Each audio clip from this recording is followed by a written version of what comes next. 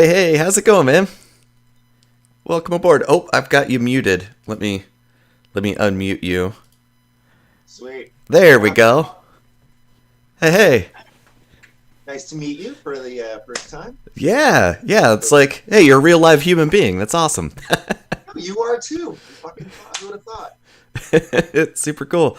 Awesome. All right. Well, I'm going to hit record on this side so that I make sure I don't forget to do it. So, yep, I see the recording dot. Awesome. So yeah, is there anything that you don't want to cover that you do want to cover?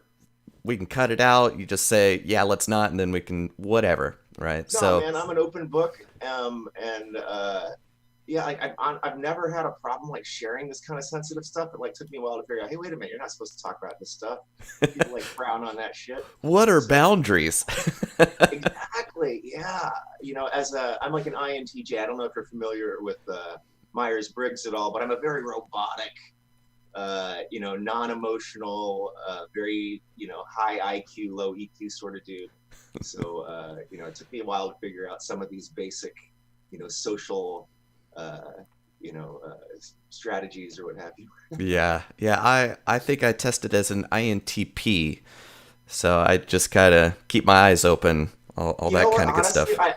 I actually think I'm an INTP now after like 25 years of like maxing out the INTJ metrics on like every test and really identifying with the the write up and the uh, just all of the mannerisms of INTJ. I finally realized that I'm actually more INTP, which just made a lot of sense when I started looking at like the cognitive functions and such. Because I actually have INTJ friends, and they're just like way more accomplished than me. I'm just like I'm not really into that whole dominate and fit into this like bureaucratic environment so I can rise to the top. Right, exactly. It's like why don't I just build my own structure that fits me, and then I'll be the whole thing. So that's kind of cool. Exactly, yes. Yeah. Plus, just mentally, I'm like INTJs are very quick. They're very intuitive, and they jump to correct answers quite often. Whereas I'm much more methodical and slower, and I have to kind of build up like that mental model in my head before I feel comfortable, exclaiming some sort of mastery or even really entering the competitive arena. Because like applies to all aspects of my life, and like when in sports, like I'm starting a new sport, I'm gonna go get a book. And I'm gonna go read that book and learn the basic strategies. And I'm gonna read what like the pros like biography, and I'm gonna read like these three strategy books on this subject, right? And then I'll step onto the court. Yeah, You know, exactly. Awesome. All right. Well, to dig in, the basic way I want to kick this off is what's the what how are you making the world a better place? Like that would be a good place to start. okay, well, I have a somewhat lengthy answer for that then. Uh, because I originally got into this philosophy game through economics. That was what I was originally passionate about. And I came in through the supply side school. First met a guy named Jude Winniski, who worked in the Reagan administration, who was a disciple of Robert Mundell. Mundell being the intellectual powerhouse that had won the Nobel Prize and was teaching at Columbia. So I went to Columbia actually to study with Mundell. And like in the economic sphere, there's like basically like four major schools: the neoclassicals, the neo-Keynesians, the Chicago School Monetarists, and the supply siders. I was a supply sider, went all through college that way. But the supply siders venerate a guy named Ludwig von Mises, and he kept coming up over and over in conversations. So I read his books. His four major works are Human Action, The Theory of Money and Credit, Socialism, and Theory and History. And as I read this guy, I was like, wow, he was taking such a completely different approach to economics. Whereas, like, in economics, it's like, okay, here's a supply curve and here's a demand curve and, how they intersect and there's a substitution effect and yada, yada, yada. It's very mechanical. Mm-hmm. Whereas Mises kind of started from fundamental premises and then just kind of built on that and then built on that and built. The next thing you know, he's derived the law of supply and demand and derived the law of marginal utility, uh, which, as it turns out, is actually pretty much what we know as microeconomics today. Like, Ludwig von Mises was the head of another school, a fifth school, the Austrian school, which I had never even heard of. But it turns out they actually won on the microeconomics level. All economics is based on Austrian principles. It's at the macro level where they get into controversy because the logical conclusions of their microeconomic structure leads to a macroeconomics that is very inconvenient to the government. So they tend to favor, all of the other ones. So in any case, I went to Mises University. They actually have like this giant 6-week seminar down in Alabama immediately after graduating Columbia. And I was still a supply sider at that time. And it was very embarrassing because I lost more dialectic in that, Mises University than I ever had in all of my life. I was still in this supply side mindset of, I actually remember showing up there with my plan for like a 20% flat tax and yada, yada. I was very much a central planner back then. But I started getting more immersed in that because when I lose dialectic, that tells me something. I got my ass handed to me. What was that? Exactly. And so, but anyway, one of the great things about Austrian school is that because it's built on fundamental premises, it's not applicable just to economics. In fact, economics is actually, a couple orders removed from the center, which is something I say a lot in my philosophy. And you can actually apply Austrian principles to ethics, right? And so one of the giants in the Austrian school, Murray Rothbard, wrote a book called The Ethics of Liberty, which I found fascinating, where he kind of applies all of these, Austrian principles to being an individual person, right? And not at that economic level, which was so fascinating to me. So I became basically, I converted, and I basically became not just a libertarian, but like the most extreme version of libertarian, and anarcho-capitalist, right? But the problem that I was running into was that the libertarian ethics is built on the non-aggression principle. And so I would start pulling out the non-aggression principle in dialectic. And when I was engaging with high-level philosophy majors, very smart intellectual people who did not believe this, the non-aggression principle started getting beaten up in dialectic. It has two major problems, which is one, that if you are familiar with philosophy, it runs across the is-ought dichotomy made famous by David Hume. And then it's also very easy to kind of intuitively think of common scenarios in which following the non-aggression principle doesn't make any sense. The most common example is the flagpole problem, where you fall from a roof, you grab yourself by a flagpole. Do you have the right to kick in a window to save your life? Strictly speaking, the non-aggression principle says, no, that's aggression. That's not your window. You have no right to, inflict damage on this guy's property. But no one would ever follow that advice. Everyone would save their life. So it just kind of shows there has to be kind of like a more underlying principle that from which the non-aggression principle itself is derived. And so this was the problem that I struggled with for many, many years, trying to figure out how to save non-aggression, essentially. Right. So I'm kind of familiar with the non-aggression strategy, which is trying to point to, okay, aggression and violence has a place. It's clearly a part of the world. Just don't use it as part of your initial getting strategy for whatever it is that you want. Right, so there's kind of ways to work around it, but what did you figure out? Well, I actually invented the non-aggression strategy, so it's very cool to hear you invoke it without me bringing it up. This is what I ended up settling on to replace the non-aggression principle, and it gets very technical as to why it's better, which I don't really feel like we need to go into because what I'm about to say, which is that. After obsessing with this for many years and, getting closer and closer, it wasn't until my recent stay at Rikers Island that I felt like I had finally put it all together. But in doing so, I also took a step back and said, what the hell am I doing here? Because when I was at Rikers, I read a book called Escape from Leviathan by a guy named J.C. Lester. And I also read 2 follow-up books by him, Libertarianism Explained, and I can't remember the name of the other one. But I loved his perspective because he was introducing critical rationalism in a very innovative way. And I thought that this element kind of, perfected my philosophy. Mm.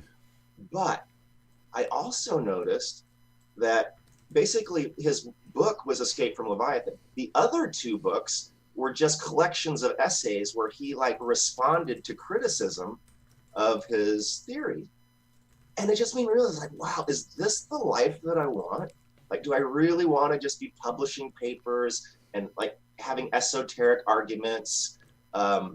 Because like if you come up with like a brilliant breakthrough, you kind of have this fantasy that like, wow, it's going to take the world by storm and everyone's going to be enlightened. And no, they argue with you, and they don't actually argue always very well. Like if you get into dialectic, it's not like just a couple of brilliant minds, logically attacking each other's objective views. I mean, there's just a Yeah. whole host of bullshit Yeah. that goes And, into and, it. and even like, if they argue with it, that is still better than the even worse outcome, which is apathy. And everybody just ignores it. It's just like, come on, this is world changing. They're like, yeah, I doubt it. Just like, Right? yeah, And it's such a small arena. If you want to impact people, like that's not the way to go about it. yeah, Uh, and so, it made me think more about how my philosophy is. Because first of all, I do realize my philosophy is very complicated, and like most people don't even want to learn about it because it would involve me talking for hours. And so I really, when I came to Twitter, I really thought that it would be better to try and simplify these things. And so that's why I have like the little memes with, the 4 pillars of the heroic ethic and the 3 simple rules. And I try and make it fun and simple so that it's comprehensible for people. mm-hmm, Uh, and I'm not really so interested in like arguing about the minutia at the base and the foundations, but more about putting this stuff out here in a digestible form. But then even that is so frustrating because people don't want to listen to you. They want to argue with you. And believe me, I went through a phase of my life where I love these arguments. In fact, just the other day, I just got lost in, I literally just picked a fight with an old friend about a topic that we've been arguing about for years. And I just came across some argument or some article that I just wanted to throw in his face.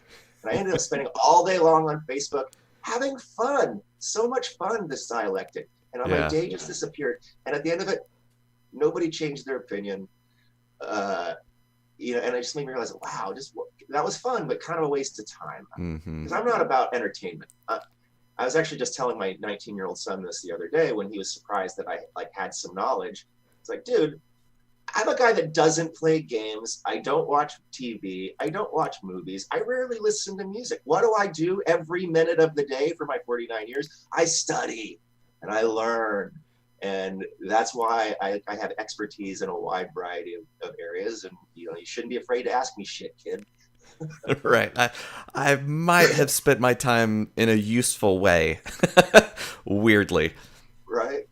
Yeah, Which I know I'm very weird for, but, that's who I am. yeah, exactly.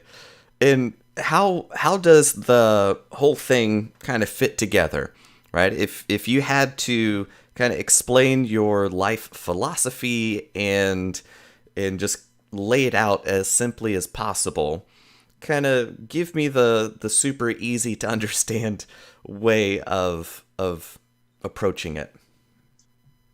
Well, again, keeping in mind that I was trying to simplify this, I created what I call the 4 pillars of the heroic ethic. That's the name of my philosophy, the heroic ethic. 4 pillars being truth, justice, power, and benevolence, which I thought was elegant because whenever you start kind of dividing the world into segments, it gets messy. But you kind of have to, right? You need a 10 commandments because most people are just not going to comprehend like the arguments as to why commandment number 2 like Yeah. makes sense. Numbers are easy to follow. I only have 4 things I got to worry about. Great. Right? So from those, I derived the 3 simple rules, which kind of track to the 4 pillars. Now, the first pillar doesn't get a rule. That actually gets 2 principles. That gets so there are principles. Like the non-aggression is not a principle. But in my philosophy, there are 2 principles. One is the self-ownership principle, and then 2, there's the Pareto optimization principle. It gets very complicated. But those break down to the three simple rules. One, don't throw the first punch. Very short, but I think that encapsulates non-aggression, right? Just don't throw the first punch. Which, of course, should you sometimes throw the first punch? Yes, we can all kind of create scenarios where there's an imminent threat and like you have to act first. I get it. But as a general rule, don't throw the first punch works. Two, get stronger every day. Power is the third pillar. You can be as heroic as you want. If you're weaker than the villain, guess what? Your philosophy doesn't prevail. So stronger every day. And then fourth is at least help people when it's easy, right? This ties to the pillar of benevolence. At least help people when it's easy. And I settled on this formulation despite a lot of people arguing against it because I think it demonstrates the nuance necessary because you shouldn't always help people. Right? Altruism in its purest form makes no sense because at its extreme, I should commit suicide right now and then donate my organs and save 5 lives. Right? Any person can do that at any moment, but we don't. And it's because, you can only help people when it's easy. When you have the power to make a difference, because over time, if you just like shoot your wad in one futile display of sacrifice, well, what happens when your kids need you next year? What happens when that person that walks into a truck who wouldn't have if you were there to stop them? Like, what happens to them, right? So you can't just be about sacrifice and be about altruism. And plus, this like plays into a whole bunch of other parts of life, like in relationships. If you're like completely self-sacrificing all the time, it doesn't end well. Mm-hmm. So that's the philosophy, just very basically, and how I tend to present it to other people, and mostly through focusing on the power aspect, the stronger everyday aspect. Because one of the things that I often say is that power emanates from the center, and I think of it as an explosion, where the ground zero is where the most power is felt, and then the further away from the center, the less power. So I find that a lot of people, when we're trying to make actionable changes in their lives, neglect the center and they start focusing on areas that are further out, like girls, which is a couple layers out, work, which is a couple layers out, don't really work too much on themselves or their family, which are the closest layers. Mm-hmm. Because it's work, right? When you're working on the it's not center, easy. No, you're talking about the amalgamation of mind and body. And so your mind has to be strong, which means you need to be aware of critical thinking and like how it's done and what the fallacies are and how to properly construct a syllogism and all of that. So that you understand truth, right? Truth is the first pillar, but also the body. The body is like the engine and the font from which all of it springs, and so many people neglect it. Mm-hmm. And so I found in practice that, and that's why I ended up rebranding my Twitter as kind of a fitness philosophy thing, because I realized like, wow, if I really want to make differences, it has to come from the middle. Because again, I am a guy who came to this as a libertarian. And so of course, if you ask me about how the police should be organized, how the economy should be organized, I have answers for those, sure. But I've realized that there's nothing I can do to affect those layers. We are humans caught in the cycle of empire, and it happens over and over because this is our nature. And every time it happens, there's a small percent of Cassandras who can see what's going on, and they're screaming at the top of their lungs, stop, this is stupid, this is ridiculous. This has happened 1,000 times before with the exact same outcome, and we're doing it again. Why? But ultimately, those guys can't change anything. It's right. People, what is it? Heraclitus saying the worst pain possible is to understand much and affect nothing. That's exactly the same kind of deal, man. It's like if you understand exactly what's happening, and through history you've seen it play out, and then in current dynamics, people are going, well, that's just a slippery slope argument. You're like, you know what? Gravity exists, and slippery slopes are slippery. Like that doesn't. That's a great example. Go Heraclitus.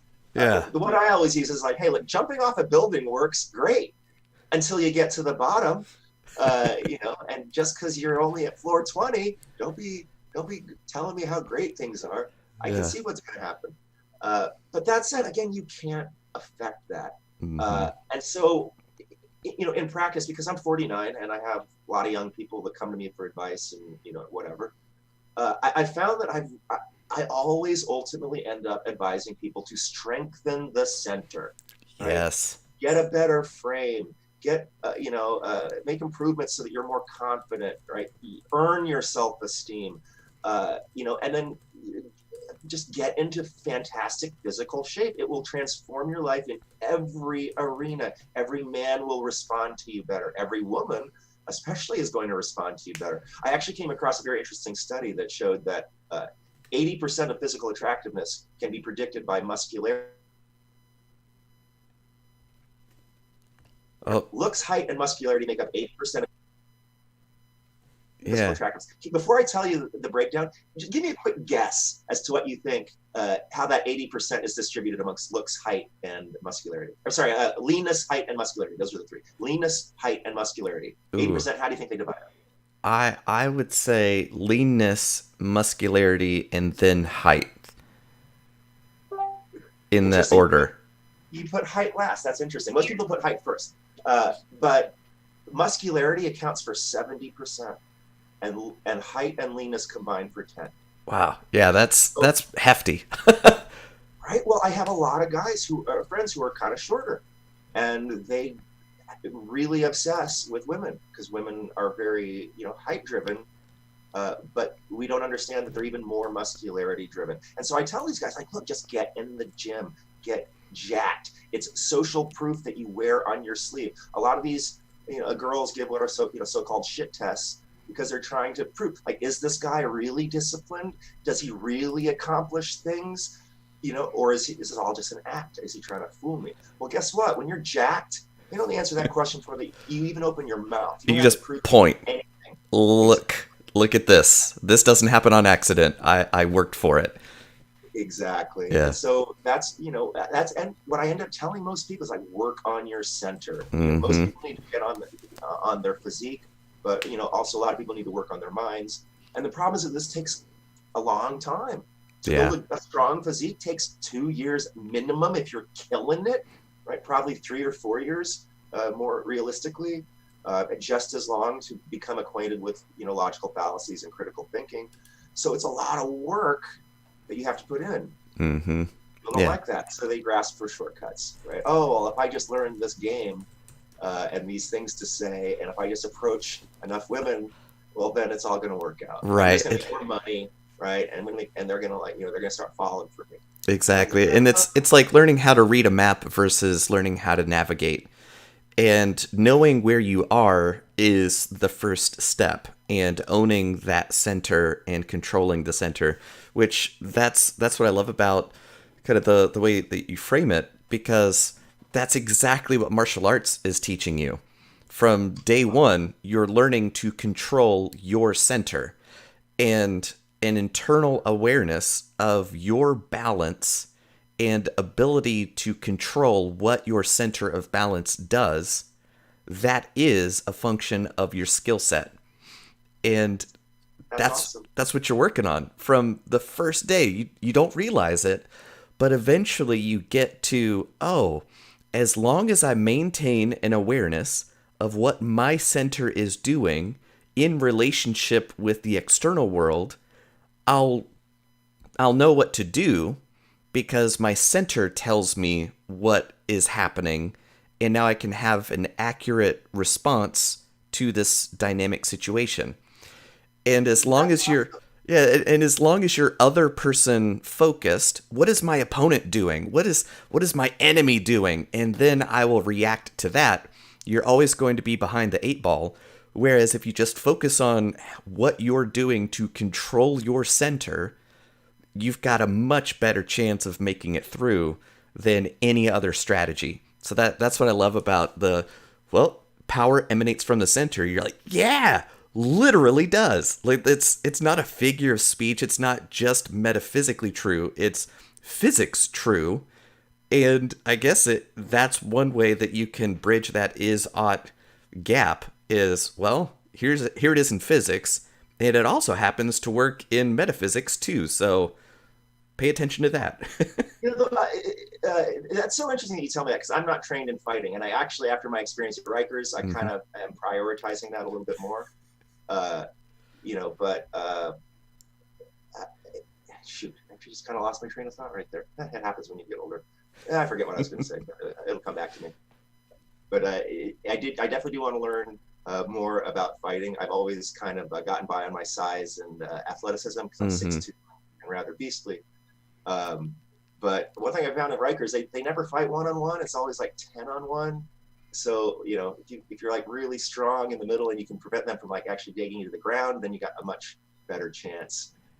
Now these days I carry a hammer because I live in New York, the epicenter of these riots and stuff. So now I just carry a hammer, and I'm like, all right, one hit, one kill, and I'll walk away from the bodies. Right, right.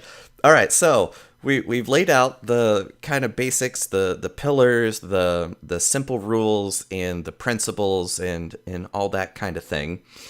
Now, it's always nice when your ideas can just live on the page, where people can argue about them and it's all just imagination fantasy land.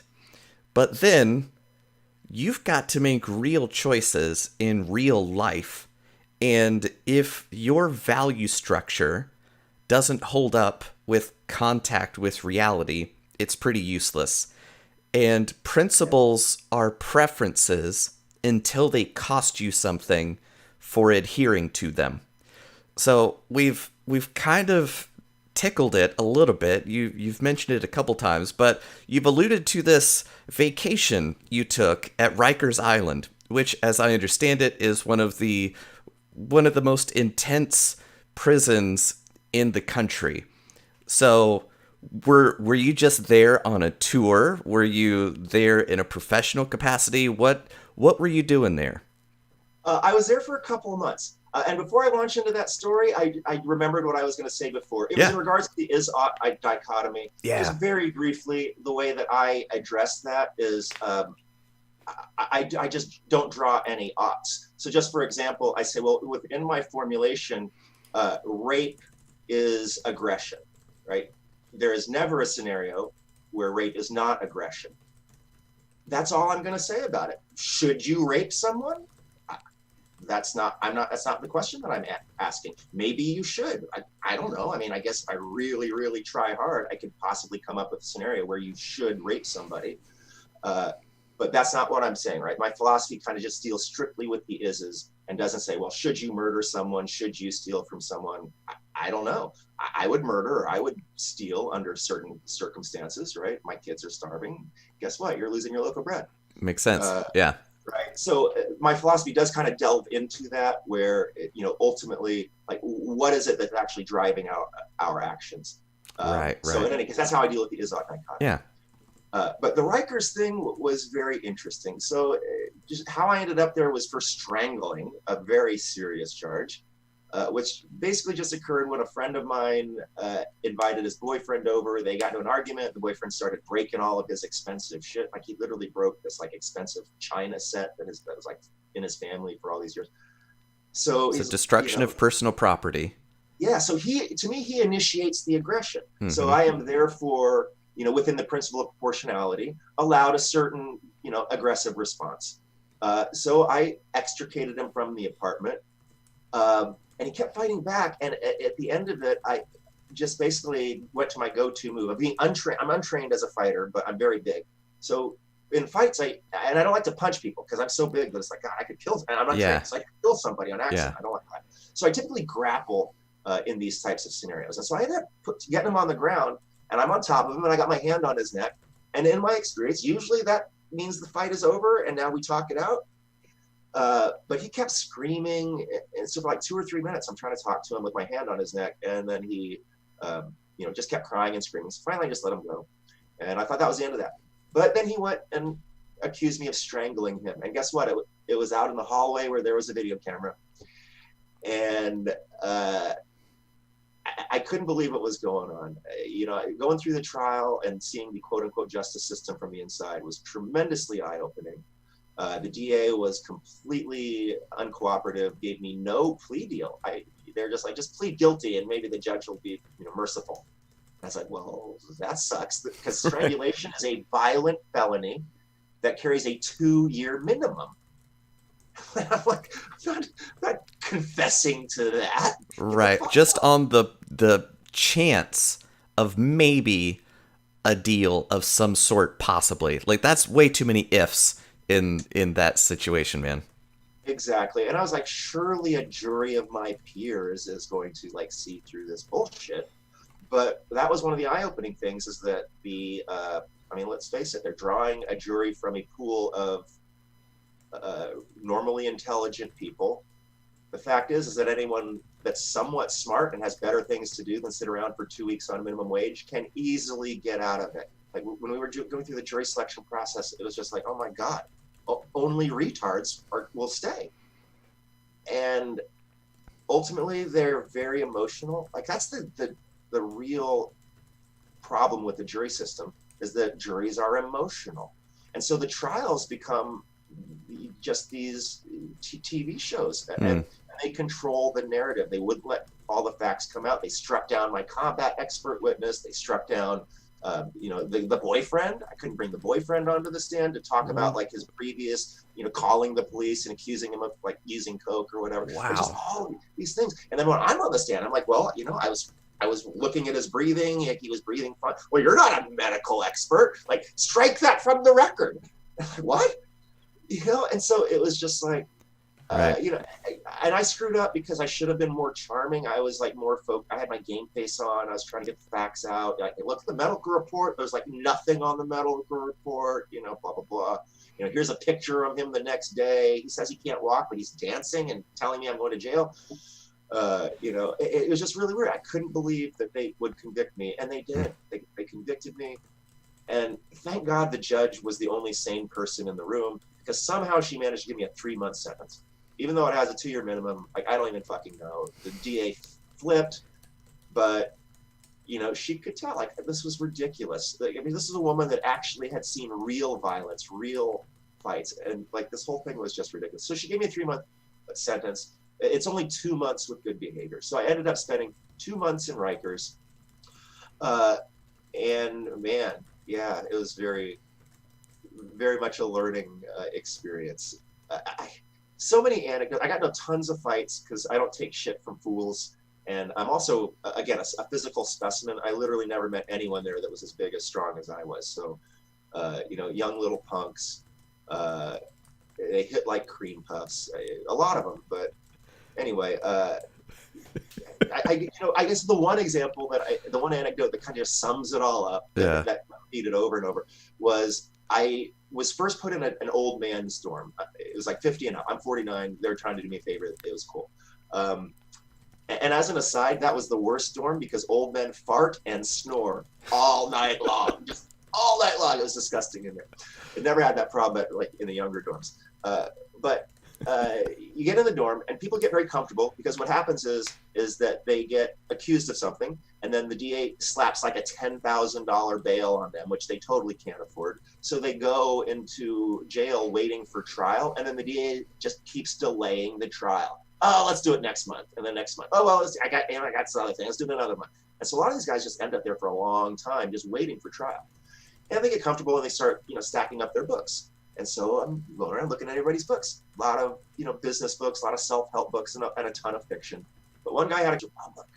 Like, oh, cool. And this is one of like the guys that was like ruling the dorm, because the gangs run the place, and the people that are there the longest tend to, kind of assume leadership positions, or they like to think leadership positions, and they get to decide who gets to use the phone and who gets to use the video game machine and who gets to watch TV or whatever. So I was like, oh, this would be a good chance for me to get in with like this ruling clique. And so I was like, hey, Plato's Republic, good book, man. We should talk about it. I'm a philosopher. I like that shit. He's like, fuck you, white boy. Greeks stole philosophy from the black man.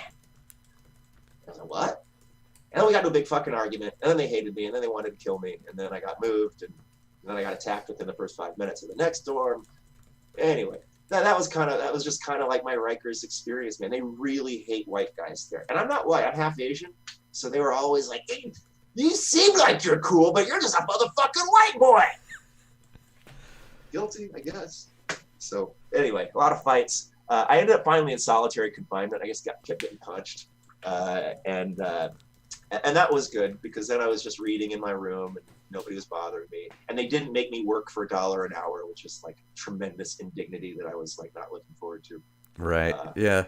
So, yeah, so it worked out. And So just, how how in the world did you make it out on good behavior? Were you just were you good at being a punching bag, or were the people in the prison more together than the trial was? Where they kind of go, yeah, we know you're not instigating this stuff. You're just you're a big target, so we get it. So let's just put you in solitary to protect the other guys. Like, what was it? If you keep getting in fights, how in the world did you get out in 2 months for good behavior? I would have hate to see what bad behavior looks like.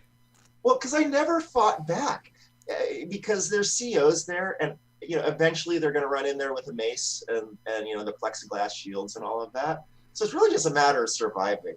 And the thing is that I just started getting into this thing of just laughing at them because they're so weak.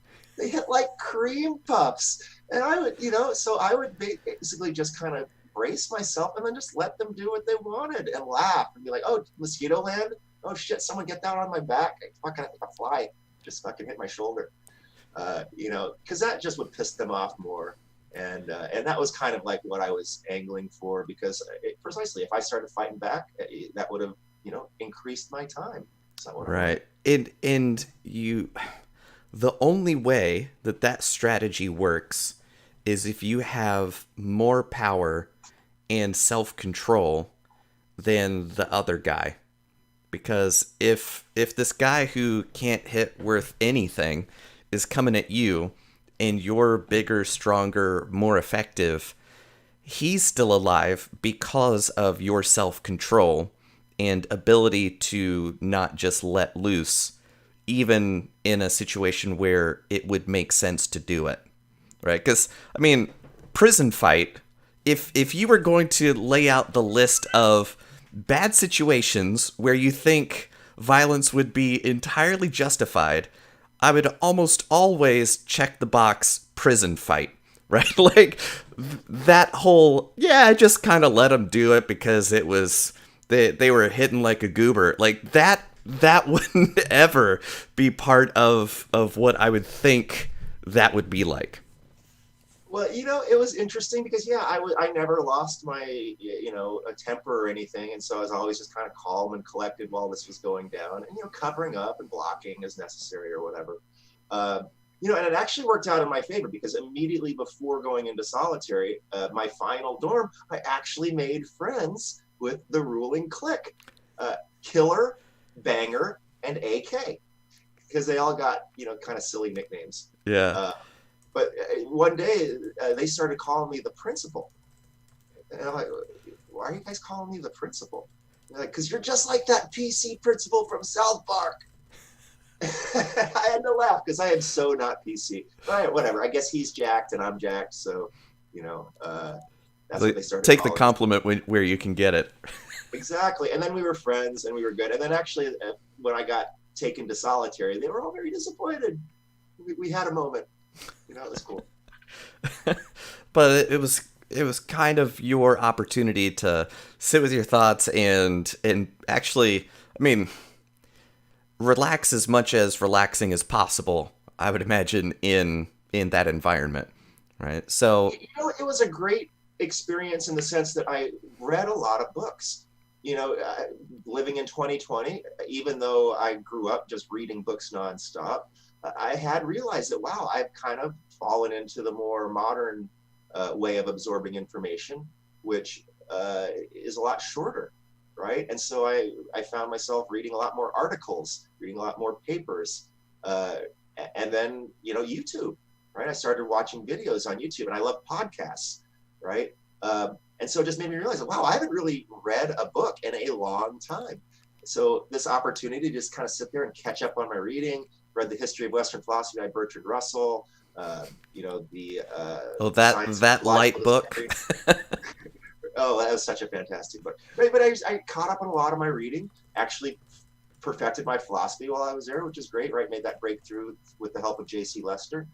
And so yeah, it was great. I read Sanction. Right, that was great. My first fiction book in many many years, which really made me think. The Sanction book is a phenomenon. It's brilliant. It's a work of romantic philosophy. I'm a rational philosopher, so it took me a little bit to kind of get into the swing of those things. But I love Roman. I love his takes on things. It was a great book. Really made me think. Yeah, that is a absolute tome, and anybody looking for a huge project, go buy that book. That's Indeed. for sure. Yeah, there's got to be some sort of gravitas that you bring to the table now after having been through that experience and being able to say this this way of orienting to reality helped me before, during, and after what would otherwise be an incredibly destructive period in anybody's life, right? I mean, you could easily say, all right, that totally derailed me, destroyed my life, and it's going to take me years to get back on my feet. But this is within a year ago, 6 months ago, that you're talking about. Yeah. And you're just like, yeah, it was a good stint. It was all right. Right? Like that is a life philosophy that I don't think a lot of motivational speakers would be able to bring to the table. Right? It's like, all right, yeah, so your frou-frou dream it into existence philosophy, yeah, okay. Go try that in Rikers and see how that goes for you. Right. Uh, yeah, it's an interesting point. I was, I guess, fortunate to some degree where 2019 was definitely the worst year of my life. I mean, Rikers was there, and it was sandwiched by periods of unemployment, and it was a bad year. But the secret is, like, I'm 49, man, and this is just one chapter on what most people call an amazing life. I mean, whatever. I think of it as a life. But I was kicked out of my house when I was 16. I lived on the street, ate out of trash cans. Joined the Navy when I was 17. Fought in Desert Storm. Was homeless again afterwards. Hitchhiked to New York City with nothing. Built a life from nothing. Got into Columbia University. Got married to a beautiful, amazing woman, had three, beautiful kids. Went through a divorce. So by the time I got to Rikers, I'm a fairly seasoned product. I kind of know how to deal with getting knocked low and climbing back up, which I don't, when it comes to that, I always try to tell people, like, it's really not that impressive. Like, you would do the same. The crazy thing about life is you just wake up every morning and and then you have a day where you're trying to make it through, and then you just wake up again the next morning. So, like, it's really not that impressive. But The but days that's it. passed. Sure, there were fights. Yeah, whatever. But you wake up, you go to sleep, you do some stuff between. Okay. Yeah, I mean, that said, it's easy to fall into that victim mentality, but I never did that because I just, look, I'm arrogant. I think I'm better than others, and I'm not the sort of person that can wallow in misfortune, and say, hey, feel sorry for me. It's just not how I'm wired. I like the honesty. That that's for that is an interesting detail too. That a lot of arrogant people actually have no problems telling you they think you're better. Yeah, I mean, better, faster, stronger. Sorry, Yeah. it's reality. Can't All argue right, with facts. let's lay down some metrics and then let's compare. I don't care. Yeah. All right. So what's on the horizon then? All right. So you made it through. You spent some time hammering out the details of your life philosophy and structure, and kind of made it through. You're on the other side, and now you're a changed man, and you'll never go back to them thieving ways. So what are you doing? What are you doing nowadays to look forward? So I'm in the middle of reconstructing my own life, and as per my philosophy, I'm doing so from the center. So I am using this COVID break, which because I'm on unemployment, I was furloughed from my job at Equinox. I got an official letter and everything. So I'm on unemployment. I'm good for now. It's essentially a vacation from life, and I'm using it to work on my physique. I'm working out like crazy, getting back into elite shape because 2019 being a bad year, I did fall off in my fitness. I'm reading a lot still. Getting into that learning mode. Uh, and the main thing that I'm doing is I've been considering a YouTube because so many people are like, oh, you should share this knowledge with people, and that's never been a driving force for me. I'm not out looking to make a buck. Twitter is very annoying to me in that sense, where everybody's trying to sell me something, and it's not really conducive to long form dialectic. Right. Uh, but it was a step towards trying to make it more simple and easy to convey. And where I've gone with that, and what I'm working on now is I want to do YouTube because I realized why write a book? No one reads. Those that read don't read nonfiction. Those that read nonfiction don't read philosophy. Those that read philosophy don't read Western philosophy. Like, it's just like a tiny number of people that would ever read it. You'd basically be writing a book for me. I would be the one person who would buy that book, and hopefully you'd have nice pictures in there.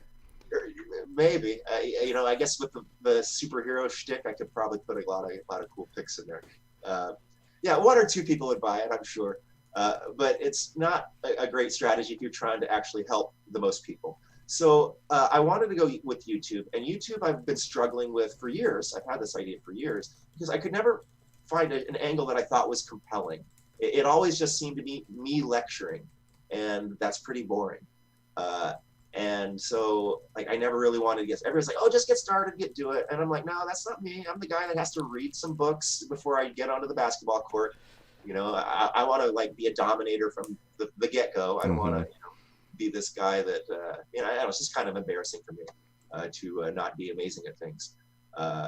So I've settled on old man stories.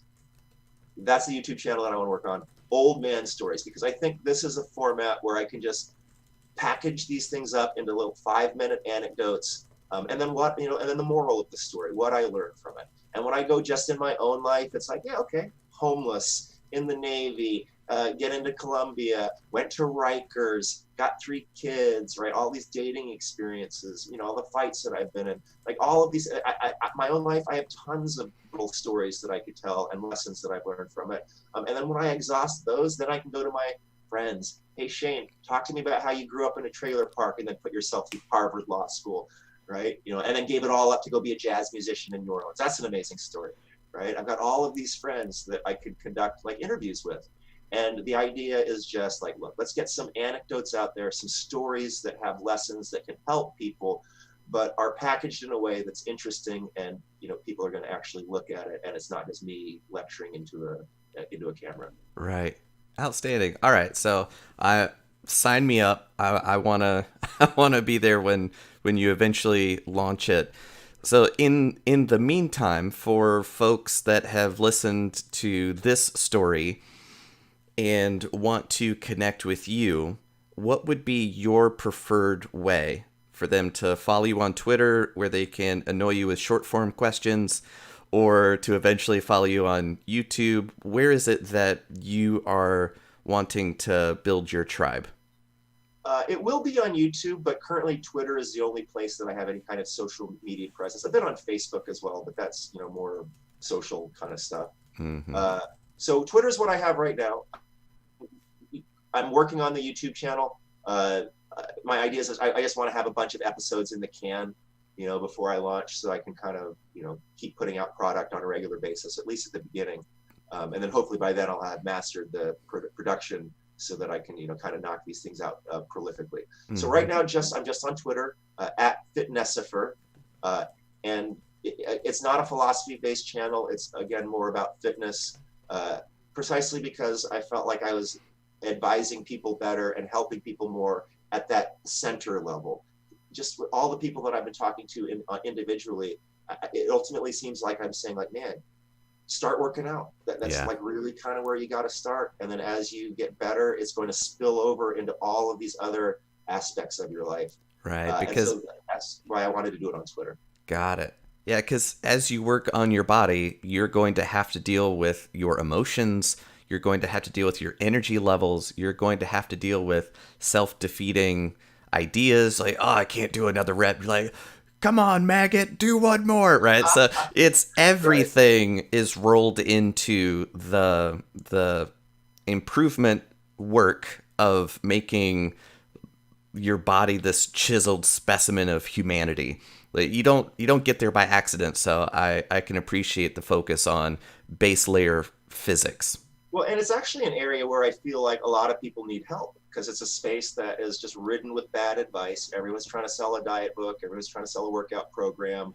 I mean, I'm an old school weightlifter type, which is like where my philosophy is like, these guys figured it out decades ago. They can get down to single digit body fat like anytime they want, and they look amazing, and like even the natural. So like, why are Without we DEXA fighting for that? scans, without the 3D body scanning, like there's old school ways of doing this, yeah. And there's and CrossFit and kettlebells and all this stuff have kind of come in, and to me these all just kind of muddy the waters. And that's just on the athletic side. On the diet side, it's where people just really get fucked up. They really get bad advice. And I'm a guy that has really optimized the process and simplified the process, such that, like, for example, what you just said, I don't counsel that at all. Like that whole one more rep mentality, I think is counterproductive. I make it easy for people. I make it extremely easy, just on the grounds that if it's hard, no one will do it. Yeah. So, right. So, I've actually thought about maybe writing a book called the No Bullshit Diet, where I just kind of break it down and be like, look, you guys just need X amount of protein based on your weight, and you need to stay under a certain amount of calories for your weight. And then like the rest of it doesn't matter.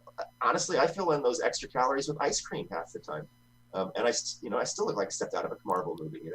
So like you can do it, and it's not, and I don't even really work out that hard. I just do it in a very clinical way that is kind of proven to maximize efficiency. But I do think a lot of people waste time in the gym, and for people that don't like the gym naturally, that's not very good advice. Right. So you really got to simplify it and make it easy. And in fact, I even tell people, most people, like, don't exercise. Like, don't even, because most people are starting from a very bad position. They're obese, they're really unhealthy. To me, in those circumstances, exercise is just counterproductive. It's painful, it hurts. You're not going to want to do it. It's going to always seem like heavy day. It's going to give you all of these reasons to quit. Mm-hmm. And that's not what we want. We need to implement these changes over a lifetime. So first, let's just do very basic, simple stuff like eat more meat. Right? Just start by eating more meat, and realize that fruits and vegetables are just candy with better marketing. Think of them that way. You can still eat them. I ate ice cream last night. Right? If you want to eat sautéed spinach, great. Just understand it's candy, and that it's not actually helping you. It's just extra calories. But you got lots of extra calories, so it's all good. Eat your spinach. I don't care. Right. That's something I can get behind. More meat, the better. Awesome. Yeah, All right, that's going to be a good place to wrap it up. I definitely appreciate your time and for you sharing the stories. So, thanks so much for the platform and the invite and all of that, man. dude, you got it. You're a guy that I've been wanting to talk to for some time. We've interacted on Twitter. I've always respected, what you do, and I'm really happy to be part of it. Well, thank you. And yeah, I love Twitter to the extent that I'm able to recognize people's ideas that they're sharing because it's such an idea platform, and then go, I like that person's mind. That's awesome.